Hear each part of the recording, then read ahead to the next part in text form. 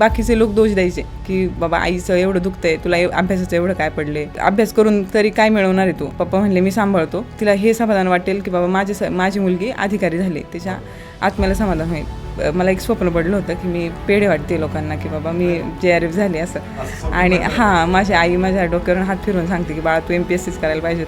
आणि मग ते स्वप्न पडलं होतं, पण त्या स्वप्नाने मला जागं केलं की आपण काहीतरी करू आणखी बेटर. जाऊ दे, हरलो तर हरलो, पण करूया असं. मग मी ज्यांचं पण गायडन्स घेतलं ते म्हणत होते की एवढं चांगलं जॉब लागला, एवढ्या मोठ्या कॉलेजमध्ये तू प्रोफेसर म्हणून काम करतेस आणि एक वेल सेटल जॉब आहे, आता काय तुला पुढं करण्याची काही गरज नाही असं. मग मेन्स झाली आणि मी फक्त एका मार्क्सने मेन्स क्वालिफाय होऊन इंटरव्ह्यूला आले होते. इंटरव्ह्यूची थोडीफार तयारी केली आणि मग मी महाराष्ट्रातून मुलींमधून 3ऱ्या क्रमांकाने माझी PSI पदी निवड झाली. म्हणजे माझा रिझल्ट लागला आणि तेव्हा पप्पा जस्टच एंटर झाले होते घरात. मी जोरात मिठी मारून सांगितलं पप्पांना की पप्पा झाले, PSI झाले. रॉबर्ट फ्रॉस्ट यांची ती कविता होती की when goings are tough, toughs are going. आणि मेहनत असणं आणि दृढ विश्वास असणं, एवढेच 2 ज्या इम्पॉर्टंट गोष्टी त्या स्पर्धा परीक्षेमध्ये आपल्याला टिकवून ठेवू शकतात.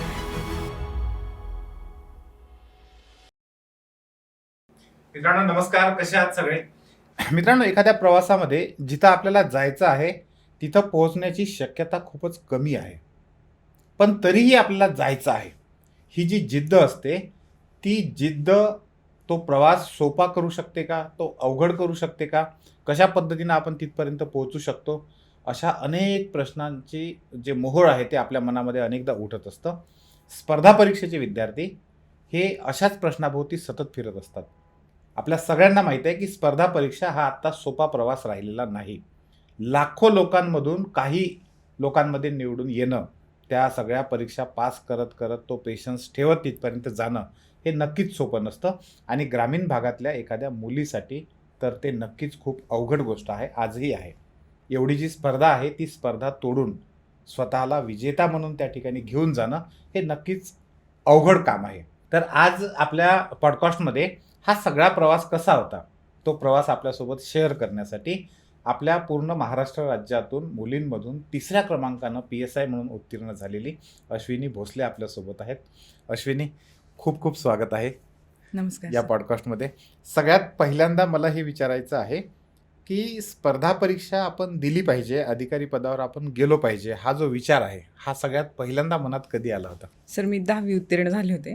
त्यावेळेस मला चांगले पर्सेंटेज होते, म्हणजे 88% होते. बरं. आणि त्यावेळेस आमच्या इथे एक इंजिनियर ताई होती. तेव्हा तिने मला एक इन्स्पायर केलं होतं की तू जर म्हणजे तुला एवढे छान मार्क्स आहेत आणि तू आता काय म्हणजे. कोणत्या वर्षी केलं होतं आपण 10वी? माझं 2014ला. बरं. तेव्हा तिने मला इन्स्पायर केलं होतं की तू स्पर्धा परीक्षा कर, मोठी अधिकारी हो. पण तेव्हा मार्ग माहीत नव्हता की आपण स्पर्धा परीक्षांमधून कसं जायचं, MPSC काय असतं, म्हणजे नॉर्मली जनरली माहीत नसतं. आणि तेव्हा गायडन्स पण नव्हतं. पण मी ठरवलं होतं की मला MPSC करायची. आणि मग 11वी 12वी जेव्हा मी अभ्यास करत होते आणि तेव्हा एक म्हणजे गेस्ट लेक्चर सर हुतात्मा राजगुरू महाविद्यालय म्हणून आहे, तिथे मी प्रॉपर तिथलंच आहे मग? हो, मी राजगुरुनगर तालुक्यातली चाकण या भागातून आहे. मग तिथे एक गेस्ट लेक्चर झालं होतं. तेव्हा एक PSI सर आले होते. तेव्हा त्यांनी वर्दीमध्ये होते प्रॉपर, आणि त्या एक वर्दीचं आकर्षण प्रत्येकाला असतं, तसं मला पण आकर्षण झालं होतं. पण मला कधी वाटलं नव्हतं की 7-8 वर्षांनी मी पण ह्या वर्दीमध्ये असेल. आणि मग ग्रॅज्युएशनच्या वेळेस मला वाटत होतं की MPSCचा म्हणजे अभ्यास करायचा आहे. मग मी सेकंड इयरला इन्क्वायरी केली की कसा अभ्यास करायचा, काय कशी परीक्षा असते तसं. पण मग मला तेव्हा तुम्ही जसं म्हणलात की जिद्द लागते, पण जिद्दीपेक्षा माझ्यामध्ये भीती जास्त होती की होईल का नाही, आपल्याला होईल का नाही, कारण एवढी मोठी स्पर्धा असते. क्लासेसमध्येच इतके सारे विद्यार्थी असतात, आपण कसं टिकणार त्यांच्यामध्ये असं. मग मी त्यावेळेस मी जास्त नव्हतं केलं, फक्त क्लासेस करत होते आणि एक त्यांचे नोट्स दिलेले ते वाचायचे. जास्त म्हणजे प्रॉपर जसं अभ्यास म्हणतो आपण स्ट्रॅटेजिक, तसा अभ्यास नव्हता केला. त्यानंतर मग माझं कॉमर्स म्हणजे ग्रॅज्युएशन झालं. आणि 2020ला कोविडचा हे होता पिरियड. मग माझं त्याच वेळेस माझं लास्ट इयर झालं आणि MCOMला फर्स्ट इयरला ॲडमिशन घेतलं Symbiosis college of arts, commerce and science तिथं. आणि मग सेकंड इयरला मला असं वाटलं की आता पीक आहे आपला आणि काहीतरी आता मिळवलं पाहिजे. आणि माझी आई आजारी पडली होती. मग मी म्हणलं की आता आपल्याला असा कुठला तरी जॉब निवडायचा आहे ज्यामधून म्हणजे कमीत कमी दिवसांमधून मी तिथं म्हणजे टिकून राहू शकते, किंवा एक जॉब सिक्युरिटी म्हणून मला जे मिळू शकेल. मग मी नेट JRF म्हणून म्हणजे नेटची जी एक्झाम असते, येस, मग त्याच्यामधून मी UGC नेट ती क्लिअर केली आणि ऑल इंडिया रँक 51, 99.37% फर्स्ट अटेम्प्टमध्ये मी ती क्लिअर केली. बरोबर. आणि मग मी म्हणजे रेझ्युमे कुठेच नव्हता दिला, फक्त वाट पाहत होते, अजून रिझल्ट पण नव्हता लागला. मग मी हुतात्मा राजगुरू महाविद्यालय, माझ्याच महाविद्यालयामध्ये काही दिवस मी जॉब करण्यासाठी गेले. आणि मग माझा रिझल्ट लागला आणि माझे सरांना मी सांगितलं होतं, जे MCOMला सर होते, त्यांना सांगितलं सर रिझल्ट लागलाय छान. मग सर म्हटले की तुझं JRF झाले फर्स्ट अटेम्प्टमध्ये वगैरे. मग त्यांनी मॉडर्नला माझा रेझ्युमे पाठवला, modern college of arts, commerce and science. त्यानंतर त्यांनी मग विचारलं की तुम्ही PhD मध्ये इंटरेस्टेड आहात की जॉब करणार आहात. मग मी म्हणलं की जॉबच करणार आहे आता, PhDचं मी सध्या तरी काही विचारांमध्ये नाही असं. मग त्यांनी म्हणले की या आपण इंटरव्ह्यू घेऊया. मग मी इंटरव्ह्यू दिला आणि तिथे मग मी असिस्टंट प्रोफेसर म्हणून जॉब केला. पण ज्या दिवशी मी जॉईन झाले मला असं वाटलंच नव्हतं की मी इथे बिलॉंग करते असं, किंवा माझं स्वप्न पूर्ण झाले असं वाटत होतं की माझं पोटेन्शियल, माझं जे सामर्थ्य आहे त्याच्यापेक्षा मी वेगळं आहे, किंवा माझं ते फुल्ली मी यूज नाही झाले, माझं पोटेन्शियल अजून यूज नाही झालं, किंवा मी अजून काहीतरी बेटर करू शकते असं. मग मी सोबतच विचार करत होते की CA करायचं किंवा काहीतरी करू आपण, कारण जॉब तर आहेच आहे आणि वय पण माझं कमी आहे. मग मी 23व्या वर्षी आहे आणि आपण आता इथे जर टिकलोय तर मग अजूनही काहीतरी करू शकतो. आणि मग मला एक स्वप्न पडलं होतं की मी पेढे वाटते लोकांना की बाबा मी JRF झाले असं. आणि माझी आई माझ्या डोक्यावरून हात फिरवून सांगते की बाळा तू MPSCच करायला पाहिजे. आणि मग ते स्वप्न पडलं होतं, पण त्या स्वप्नाने मला जागं केलं की आपण काहीतरी करू आणखी बेटर, जाऊ दे हरलो तर हरलो पण करूया असं. आणि मग मी MPSC करायचं म्हणजे डिसिजन घेतला. पण पप्पा तेव्हा म्हणत होते, किंवा मी ज्यांचं पण गायडन्स घेतलं ते म्हणत होते की एवढं चांगला जॉब लागलाय, एवढ्या मोठ्या कॉलेजमध्ये तू प्रोफेसर म्हणून काम करतीस आणि एक वेल सेटल जॉब आहे, आता काय तुला पुढे करण्याची काही गरज नाही असं. पण मग पप्पा म्हणले, नंतर मी कन्व्हिन्स केलं की करूया का. मग पप्पा म्हणले की ठीक आहे, तुला जे करायचंय मी माझा पाठिंबा 100% आहे, तू नाही झाली तर नाही झाली, फक्त स्ट्रेस कधी घेऊ नकोस असं. मग मी अभ्यासाला सुरुवात केली आणि जुलै 2023ला म्हणजे मे 2023ला मी जॉब सोडला आणि मग जुलै 2023ला मी अभ्यासाला सुरुवात केली. आणि मग पहिले म्हणजे मला असं वाटलं नव्हतं की मी प्रिलिम्स क्लिअर होईल का नाही. मग मी त्याच्यामुळे सुरुवातीपासूनच मी मेन्सचाच अभ्यास करायला घेतला. मी ही भीतीच नव्हती धरली की मला प्रिलिम्स होईल का नाही, कारण मेन्सचा सिलेबस एवढा वास्ट होता राज्यसेवेचा की त्याच्यामधून कोणती पण प्रिलिम्स निघू शकते आपल्याला. मग मी एक सब्जेक्ट कंप्लीट करत गेले आणि म्हणजे जे मेन्सचं जे हेच होतं आपलं म्हणजे सिलेबसचं पेजेसच इतके मोठे होते, त्याच्यामधून मग हायलाईट करत गेले जे पॉईंट्स माझे कव्हर झालेत आणि सिलेबस कव्हर करत गेले. ते सुरुवातीला काय नाही वाटत, आपण बुक्स आणतो, PYQs करत राहतो आणि त्यानंतर मग जे पुस्तक म्हणजे जे वाचले आपण तेच परत वाचायचं तेव्हा रटाळ वाटायला लागतं. आणि त्यातच मग माझी मम्मी आजारी पडली, 4 महिने बेड रेस्टवर होती. म्हणजे नंतर तर माणसं पण ओळखायला म्हणजे बंद झालं होतं. माझे सुरुवातीला मी जाय करायचे घरी, म्हणजे 4 दिवस घरी 4 दिवस हॉस्टेलला, असं कसं मॅनेज करायचे. मी चाकणला मी जात होते तरी मी म्हणजे जाताना येताना पण मी लेक्चर्स ऐकत जायचे, म्हणजे की तोपर्यंत एखादं समाजसुधारक ऐकून होईल किंवा मग करंटचं एखादा पॉईंट ऐकून होईल जे मला हेल्प होईल माझे एक्झामला असं. मग प्रिलिम्स पण एप्रिल महिन्यामध्ये होणार होती आणि ती एप्रिलमध्ये होणार होती म्हणून मी जास्त जिद्दीने अभ्यास करत होते. आणि मग माझ्या मम्मीचे 9 जानेवारी 2024ला डेथ झाली. मग मी तरी पण अभ्यास करत राहिले होते आणि बाकीचे लोक दोष द्यायचे की बाबा आईचं एवढं दुखतंय, तुला अभ्यासाचं एवढं काय पडले आणि अभ्यास करून तरी काय मिळवणार आहे तू, म्हणजे आईच्या पुढेच एवढं काय पडले असं अभ्यासाचं. तरी पप्पा कायम सपोर्टिव्ह होते. पप्पा म्हणले मी सांभाळतो असं, पण तू तिचे डोकं दाबत बसली, पाय दाबत बसली, तू आधी केलंय ते 8 वर्ष माझी मम्मी आजारी होते, तू आधी हे 8 वर्ष केले. आता तिचं पॉईंटच असं आहे की ती आता पुढं आपल्याला माहिती आहे की तिचं भविष्य कसं आहे, तिला आपण कितीही मेहनत केली, किती दवाखाने केले तरी आपण नाही टिकवू शकणार मम्मीला. तू अभ्यास करत राहा, तिच्या मनाला समाधानी हो, तिला हे समाधान वाटेल की बाबा माझी मुलगी अधिकारी झाली, तिच्या आत्म्याला समाधान होईल. मग मी अभ्यास करत राहिले. प्रिलिम्स मग पुढे गेली आणि प्रिलिम्स पुढे गेली. मग मला आणखी गिल्ट वाटत होता की थोडे दिवस मम्मीसोबत स्पेंड केले असते, पण मग थोडं आणखी खचल्यासारखं झालं होतं. पण पप्पांनी आणि बहिणीने जास्त सपोर्ट केला. मी अभ्यास करत राहिले. मग 1 डिसेंबरला आणि ती प्रिलिम्स पुढे जात 1 डिसेंबरला गेली होती. मग 1 डिसेंबरला पेपर झाले. प्रिलिम्स मला माहित होतं मी प्रिलिम्स क्लिअर आहे. मग मी लगेचच मेन्सच्या अभ्यासाला लागले आणि मेन्सच्या अभ्यासाला टाइम कमी होता आणि बऱ्यापैकी माझं तसं सिलेबस कव्हर झालं होता. पण मग पहिलीच मेन्स असल्यामुळे थोडी धाकधूक होती, कसं होईल कसं नाही असं. मग मेन्स झाली आणि मी फक्त एका मार्क्सने मेन्स क्वालिफाय होऊन इंटरव्ह्यूला आले होते. आणि मग इंटरव्ह्यू एका मार्क्स हा फक्त एका मार्क्सने मी इंटरव्ह्यू पर्यंत पोहोचले. मग इंटरव्ह्यूला मला निवतकर सरांचा पॅनल होता आणि तो पण एक्सपिरियन्स छान होता की मी मेन्स क्लिअर करून आपण इंटरव्ह्यूला पोहोचले असं एक कॉन्फिडन्स होता. आणि मी कंबाईनचं कधी एक्झामची तयारी केलीच नाही, विशेष तयारी. 29 मे 29, 30 आणि 31 मे अशी राज्यसेवेची मेन्स झाली होती आणि 29 जूनला कंबाईनची मेन्स होती. मग मी कंबाईनची मेन्स मी फक्त साधारण 15 दिवस अभ्यास केला होता आणि त्याच बेसिसवरती मी PSIसाठी क्वालिफाय झाले होते. आणि म्हणजे मेन्स तर माझे 29 ऑक्टोबरला माझ्या राज्यसेवेचे इंटरव्ह्यू झाला आणि त्याच्या आधी कंबाईनचा रिझल्ट लागलेला होता की बाबा मी PSIसाठी क्वालिफाय झाले, पण मला राज्यसेवेतूनच पोस्ट अपेक्षित होती. पण ते रिझल्ट लागल्यानंतर जनरल मेरिट लिस्ट आल्यानंतर मला कळलं होतं की बाबा आपली रँक खाली आहे आणि नाही मिळणार मला राज्यसेवेतून पोस्ट.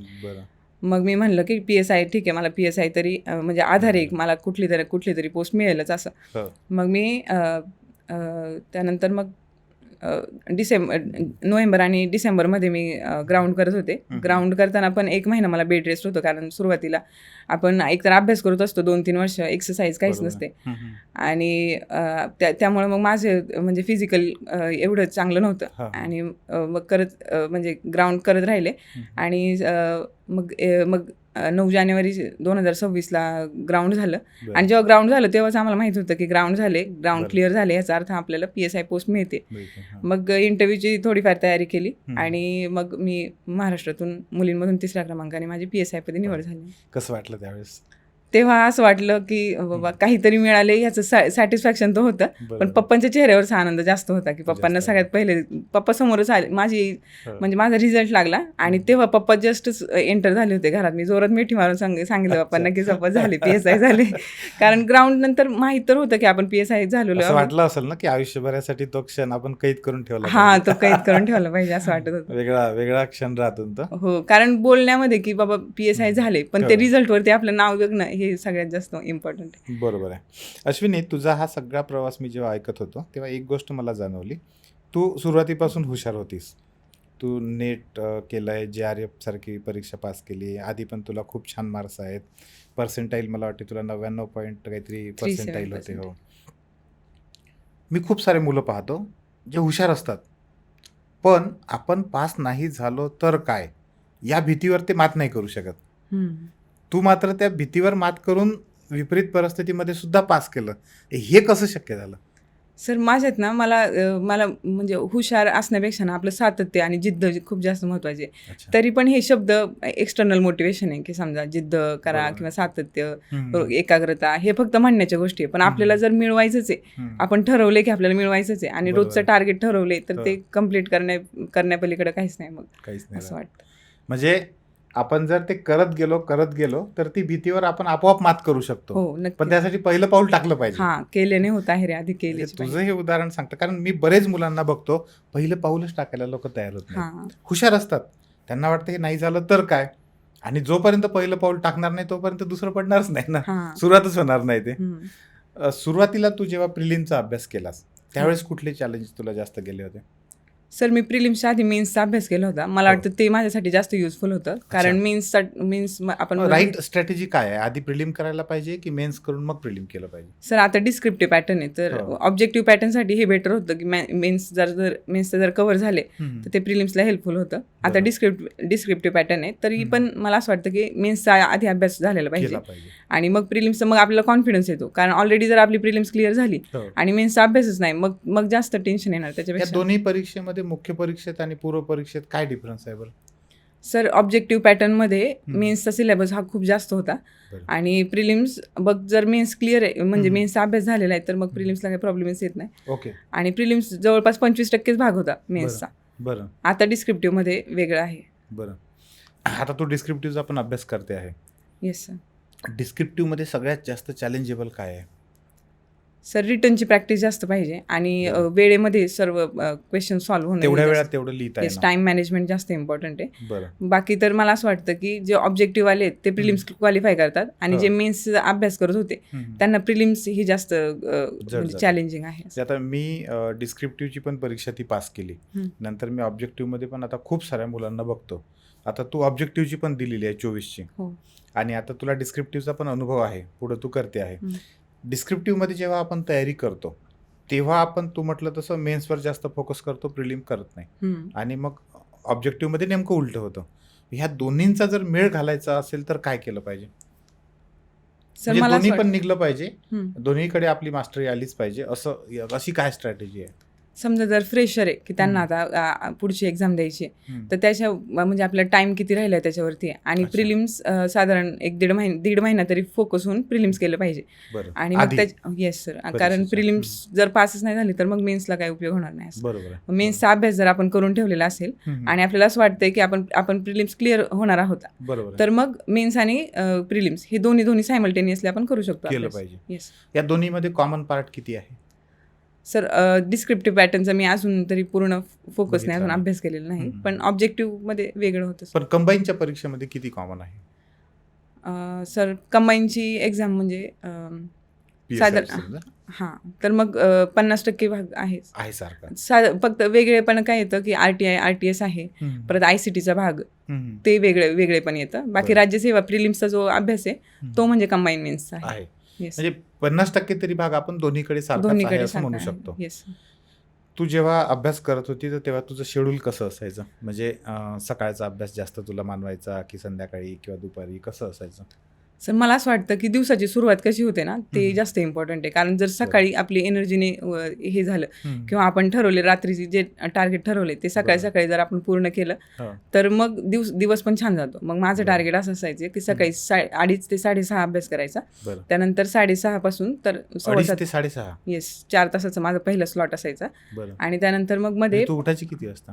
येस तेच 2:15 वाजता किंवा मग मग फ्रेश व्हायचं, पटकन चहा वगैरे घेऊन लगेच 2:30ला अभ्यासाला बसायचं. असं मी म्हणजे एकही मिनिट वेस्ट नाही करायची की मला माहित होतं की कॉम्पिटिशन खूप मोठी आहे आणि ही म्हणजे ऑब्जेक्टिव्हची लास्ट अटेम्प्ट होती, त्यामुळे मला असं वाटायचं की एवढ्यांमध्ये टिकायचंय, लोकांचे 4 पट 5 पट अभ्यास केला पाहिजे. त्यामुळे मग मी जेवढा हे युजफुल म्हणजे प्रत्येक जो मिनिट मला कसा यूज करता येईल ते करायचे मी. मग मी 2:30 ते 6:30 पहिला स्लॉट आणि मग मला असं व्हायचं की बाबा झोपण्याची गरज आपल्याला जास्त नाही, पण ब्रेनमध्ये एवढं सगळं आपल्याला कॅप्चर करायचं, एवढं सगळं लक्षात ठेवायचंय.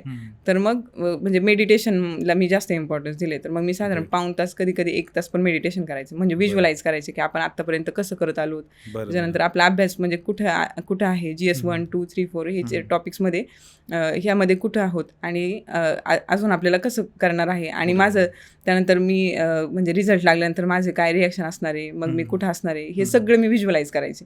असं माझं 1.5 तास तरी मेडिटेशन चालायचं. ही जी क्लिअरिटी तू मिळवत होती मेडिटेशन मधून, याचा तुला खूप जास्त फायदा झाला? त्याचा सगळ्यात जास्त फायदा झाला. मी तर म्हणेन की व्हिज्युअलायझेशनमुळेच मी जास्त म्हणजे करू शकले, कारण मला ते म्हणजे सकाळी जर सुरुवात मी व्हिज्युअलायझेशनने करते तर माझा दिवस पण तोच असायचा की बाबा नाही आपल्याला तिथपर्यंत पोहोचायचे, तर मला इथपर्यंत म्हणजे हे टॉपिक कम्प्लीट करायचे. तसं मेडिटेशनची सवय कशी लागली? पण सर मेडिटेशन मी नेटचं अभ्यास करत होते ना तेव्हा सुरुवातीला मी 5 ते 7 मिनिटच मेडिटेशन करायचे, पण ते दिवस असा पीसफुल जायचा. त्यामुळे मग मी सवय लावली की अभ्यास कमी झाला तरी चालेल पण मेडिटेशन जास्त झालं पाहिजे. म्हणजे ब्रीदिंगवरती कंट्रोल येतो, त्याच्यानंतर आपले एक म्हणजे पीसफुल येतं आणि विचारांमधला केओस कमी होतो, त्यामुळे मी मेडिटेशन करायचे. परीक्षा जेव्हा जवळ येते तेव्हा अनेक मुलांना खूप असं अस्वस्थता जाणवते, तशी कधी तुला जाणवली?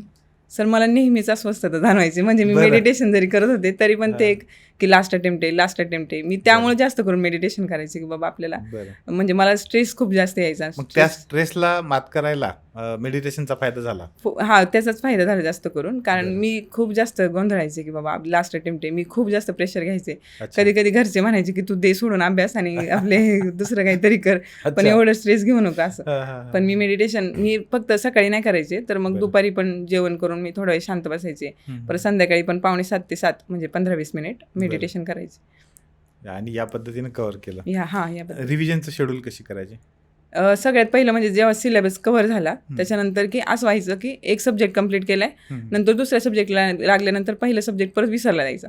मग मी काय करायचे की म्हणजे सगळा सिलेबस जेव्हा कव्हर झालाय तेव्हा रोज म्हणजे फक्त ऍटलिस्ट डोळ्यांखालून गेलं पाहिजे म्हणून म्हणजे अर्धा तास द्यायचा. मग पॉलिटीचं माझे नोट्स काढलेले होते. मी पॉलिटीचे नोट्स काढण्यासाठी माझे साधारण 3 वेळा नोट्स काढले. पहिले 2 वेळेस वाचल्यानंतर मी नोट्स काढले, पण ते खूप लेंदी झाले की मला रिवाईज नाही होते. मग त्याच्यापेक्षा लक्ष्मीकांत सरांचं वाचलेलं बरं असं. मग दुसऱ्यांदा काढले, ते पण एवढे काही युजफुल वाटले नाही. पण तिसऱ्यांदा काढले, ते साधारण मी 50 पेजेसमध्ये कव्हर केलं होतं की आपल्याला हे PYQs वाचलेत आणि मला कळलंय की बाबा हे इम्पॉर्टंट आहे असं. मग मी तसेच प्रत्येक सब्जेक्टचे काढले होते. फक्त इतिहासाचे मी नोट्स कधी काढले नाही. मग रोज अर्धा तास एक सब्जेक्टला द्यायचे की अर्धा तास माझं पॉलिटीचं फक्त पानं उलटून झाली पाहिजे. 50 पानं आहेत ना, तर मग मी आठवड्यामध्ये 50 पानं आहेत तर मग साधारण रोज 10 पानं जरी रिवाईज झाली तर माझ्या आठवड्यामध्ये एक सब्जेक्टची एक रिव्हिजन होती. म्हणजे महिन्यात माझ्या 4 ते 5 रिव्हिजन्स होतात असं.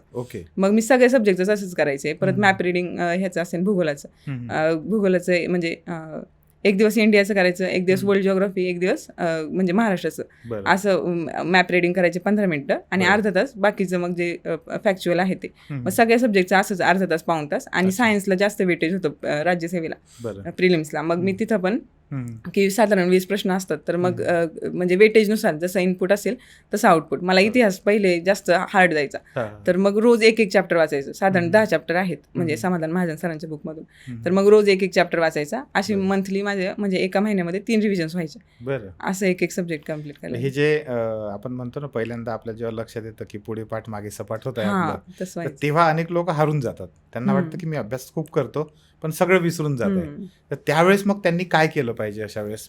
मग मला तेच वाटतं की रोज अर्धा पाऊण तास प्रत्येक सब्जेक्टला दिला ना रिव्हिजनला, तर मग ऍटलीस्ट डोळ्या घालून जातो आणि ते विसरत नाही. आणि आपल्यात मध्ये तो कॉन्फिडन्स असतो की मी आत्ताच ते रिवाईज केले, त्यामुळे ते रोज अर्धा पाऊण तास ते रिवाईज केलं. म्हणजे रोज तेवढा वेळ दिला पाहिजे. हो, रोज रिव्हिजनला वेळ तरी दिलाच पाहिजे. कारण ते होतच मग की एक सब्जेक्ट घेतलाय, तिसऱ्या चौथ्या सब्जेक्ट पर्यंत जाईपर्यंत पहिला सब्जेक्ट विसरून जातो. साधारण 20-30% लक्षात राहतं. बरं, नोट्स काढण्याचा खरंच फायदा होतो? जास्त फायदा होतो सर नोट्स काढण्याचा. कारण आपण नोट्स काढले ना तर कन्साइजमध्ये होतं आणि आपल्याला आपल्या ब्रेनमध्ये ते होतं की नोट्स तर वाचायचे.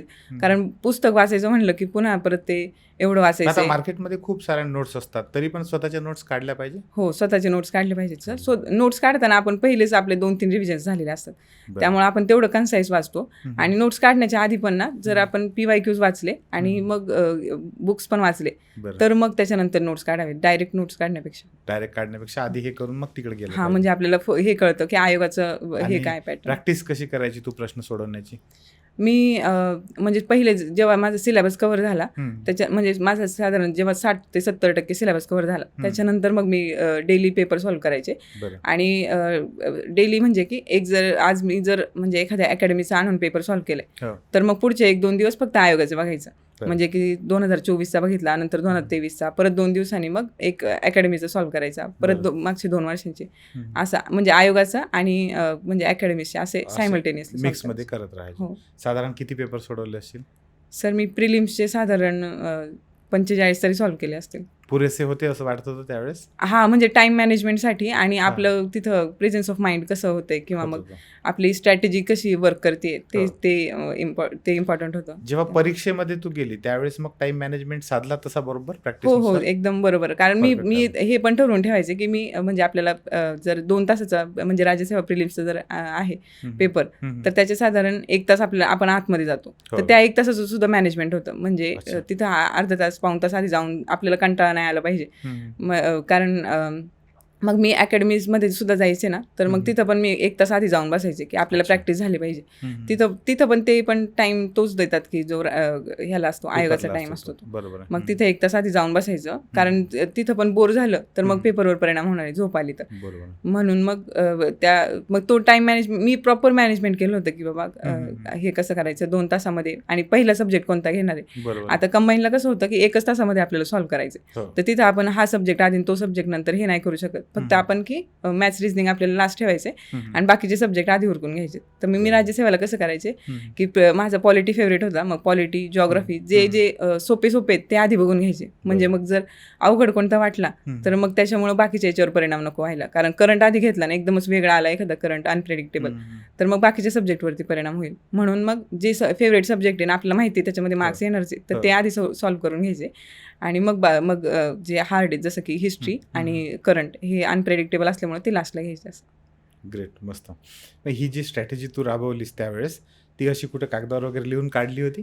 हो सर, मी ते लिहून काढायचे. कारण मी जर ह्याला दिले ना, अकॅडमीजमध्ये जर टेस्ट सिरीज दिल्यात तर मग मला काढायचं की मी हे नव्हतं करायला पाहिजे, ते नव्हतं करायला पाहिजे. हेच मग आता आपण मराठी इंग्लिश कंबाईनचे मेन्स आहे ना, तर मग ऑलरेडी आपल्याला टाइम कमी आहे, तर मग मराठी इंग्लिशचं ते म्हणजे की एक वचन अनेक वचन त्यामध्ये अचं काय होतं किंवा मग स्त्री पुरुष म्हणजे लिंग बदल ते कसं होतं, तर ते आधीच म्हणजे पेपरला गेलेच ते मागे लिहून ठेवायचं. किंवा मग मॅथ्स रिझनिंग आहे तर ते ABCDचं म्हणजे ABCD ते त्याच्यानंतर 1 2 3 4 ते सगळे मागे लिहून ठेवायचं की A ला 1 आहे, V ला किती आहे असं. बरोबर. आम्ही ज्यावेळेस मी पेपर द्यायचो त्यावेळेस आम्ही ते असं उलटून पाहायचो आणि मग त्याला करायचं. त्यामुळे ते टाइम वेस्ट नाही होत. मग त्यामुळे तू जेव्हा PSI झाली, वडिलांची तर प्रतिक्रिया तू सांगितली, तुझ्या ज्या मैत्रिणीसोबत तू अभ्यास केला होता त्यांची प्रतिक्रिया कशी होती? माझी मैत्रीण आहे ऋतुजा नंदरमखड, ती आता DYSP झाली, तर तिची पण प्रतिक्रिया छान होती. तिचं सगळ्यात पहिल्यांदा मला व्हिडिओ कॉल आला की बाबा अभिनंदन.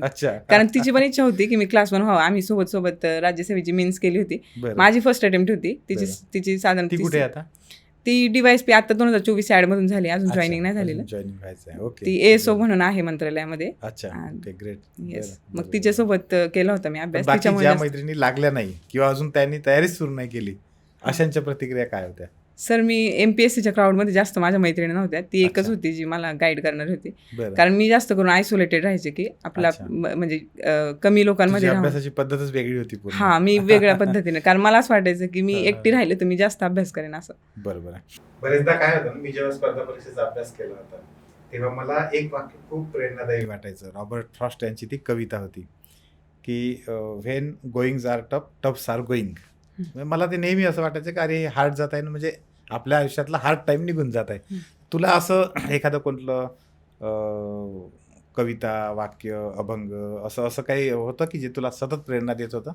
येस सर, माझं भगवद्गीतेतलं एक होता श्लोक. श्लोक म्हणण्यापेक्षा छोटंच वाक्य आहे की दैवम चैवात्र पंचम, म्हणजे की निसर्ग आपल्याला देण्यासाठीच बसलाय. म्हणजे एक पंचमांश वाटा हा निसर्गाचा आहे. तर 80% मेहनत फक्त आपल्याला करायची. 100% निसर्ग देईन असं नाही आहे, पण 100% मेहनतीने पण होणार नाही. तर दोन्हीचा मेळ जुळून आला पाहिजे असं. येस, मग एक पंचमांश म्हणजे साधारण 20% निसर्गाचा भाग असतो आणि 80% आपल्याला मेहनत करायची असते. आणि मेहनत करणारे बरेच विद्यार्थी असतात. फक्त आपल्याला आपल्या तिथं कुवत सिद्ध करायची आहे आणि मेहनत असणं आणि दृढ विश्वास असणं, एवढेच 2 ज्या इम्पॉर्टंट गोष्टी त्या स्पर्धा परीक्षेमध्ये आपल्याला टिकवून ठेवू शकतात.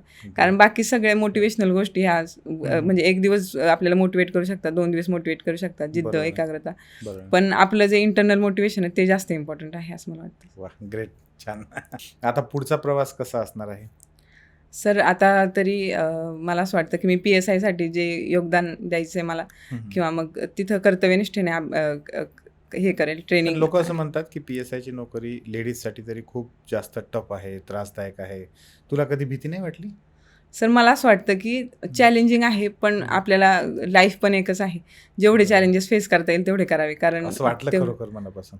हो, मनापासून वाटलं सर. नक्कीच. कारण युनिफॉर्म जॉब, एकतर माझ्या पप्पांना पण असं वाटत होतं की मुलीला वर्दीत बघायचे, आणि त्यांना पण माहिती आहे की ही पोरगी म्हणजे एक सामान्य मुलींसारखी अशी घर सांभाळणारी वगैरे नाहीये. ते त्यांना असं वाटायचं की काहीतरी बेटर कर असं. मग युनिफॉर्म जॉब तर त्यांच्यासाठी म्हणजे माझ्या पप्पांची पण ड्रीम पोस्ट होती ते म्हणजे ह्याच्यामध्ये असताना.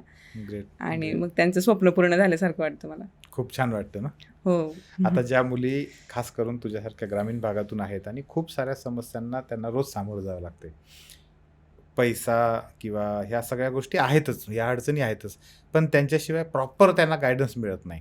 म्हणजे जे म्हणतात ना, भीतीवर मात करणं जे आहे ते बरेचदा त्यांना साधत नाही. तर त्यांना तू काय सांगशील? सर, सगळ्यात पहिलं म्हणजे भीती काढली पाहिजे आणि गायडन्स तर सगळ्यात इम्पॉर्टंट आहे. कारण गायडन्स प्रॉपर मिळालं तर मग आपल्याला म्हणजे इझिली आपण पोहोचू शकतो. बरोबर.